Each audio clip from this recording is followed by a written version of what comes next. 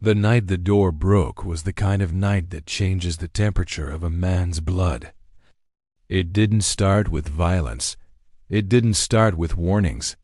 It began with something far quieter, an expectation. The angels knew pressure was coming.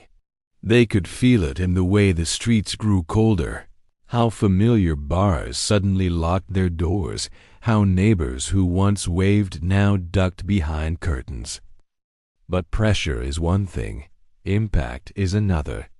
And when the wooden frame of the Oakland clubhouse exploded inward, splintering like bone under a steel boot, that impact wasn't just physical. It was the moment California shifted from intimidation to execution, not execution of bodies, execution of image, execution of reputation, execution of a story the public had already been primed to believe. When the first wave of officers entered, the angels braced for chaos, screaming commands, bodies thrown to the ground. The kind of adrenaline-jacked violence that fills court transcripts and justifies officer safety. But instead, the officers came in too calmly, like men stepping into a museum exhibit, not a hostile environment. Their flashlights weren't pointed at the angels. They were pointed at the walls, at patches, at the wooden table covered in oil-stained rags. Every beam of light was a camera angle searching for a headline. Sonny noticed it immediately. He didn't move. He didn't speak. He watched, eyes sharp, posture solid, mind operating 3 levels deeper than the panic forming behind him.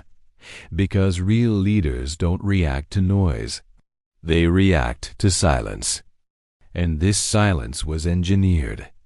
It became undeniable when the second wave entered the room, not tactical gear, not investigators, but cameramen. Actual broadcast cameramen, holding rigs heavy enough for a live news segment. Behind Sonny, Two-Tone exploded with anger, shouting, "What the hell is this?" But the officers didn't turn. They didn't answer. They didn't even acknowledge the question, because acknowledging it would reveal the truth. California wasn't searching for evidence. California was staging a scene. A raid not built on probable cause, but on probable drama. The cameraman nearest the doorway swung his lens across the room with the smoothness of someone capturing a documentary, not a police operation. He framed patches. He framed faces. He zoomed in on clenched fists, not because those fists threatened anyone, but because tension made for good television.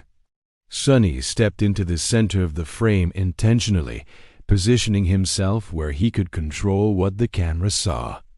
If they wanted an image, he would decide the angle. He stared at the cameraman without blinking. And the cameraman, despite the training, the orders, the excitement of a career-making shot, hesitated for half a second. That hesitation was the first fracture in the performance. But outside, someone shouted, "Backdoor movement." Officers snapped toward the rear of the clubhouse, flashlights slicing through dust clouds, boots tightening, shoulders rising with the anticipation of confrontation. Yet the angels didn't move, not an inch. Because Sonny knew exactly what that shout meant. Staged pretext. Manufactured escalation. Someone outside had planted a decoy, someone who wanted this raid to turn violent, so the cameras could capture the chaos California needed for the morning news. Sonny's voice cut through the tension, low and calm. "Don't move," little Mike whispered. "They're gonna pin us for something we didn't do."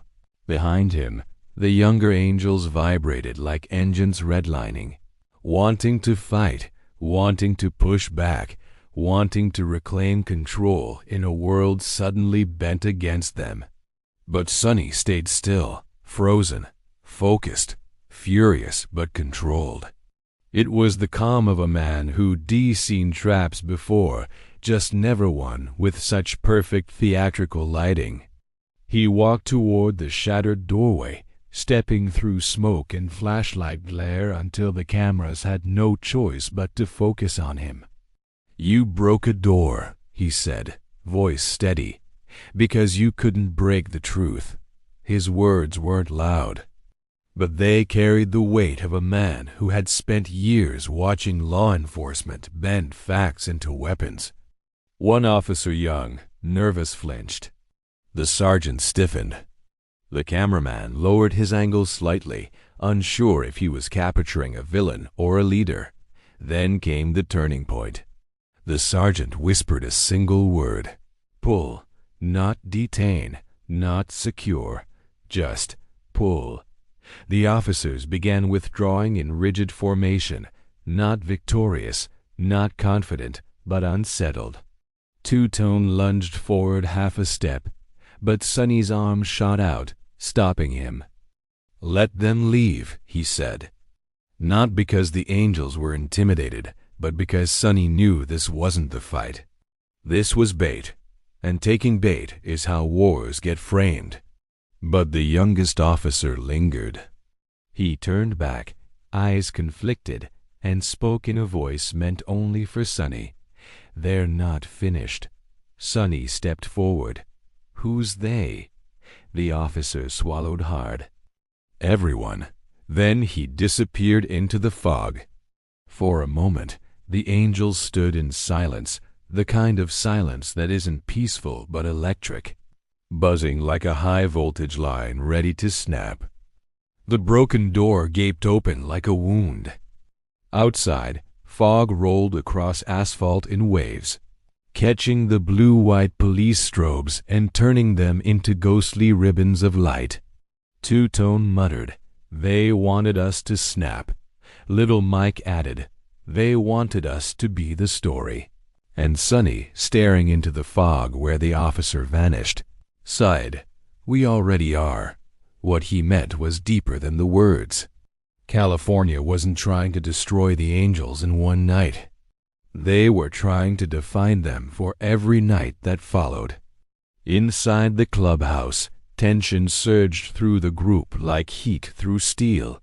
Some wanted retaliation. Others wanted retreat. And in that fracture, Sonny saw the true danger, because wars aren't lost when the enemy hits hard. Wars are lost when the brothers don't stay aligned. He gathered the group around the broken door. "Listen," he said. "Tonight wasn't a raid. It was a rehearsal." They stared at him, confused, angry, scared. "The next one won't be cameras first. It'll be helmets first. Batons first. Headlines ready before they hit the steps." Outside, somewhere in the darkness, a car engine idled slow, steady, calculated. A watcher who hadn't left with the officers. A presence that wasn't police. A presence waiting to see what the angels would do next. Sonny stepped into the night air. Fog curled around his boots. The engine revved once soft but intentional, a message, a reminder, a countdown. The war wasn't coming. The war was already here. Just not the kind of war fought with bullets or blades. This was a war of perception, a war of narrative, a war where whoever controlled the story controlled the battlefield. And tonight, California had made one thing violently clear.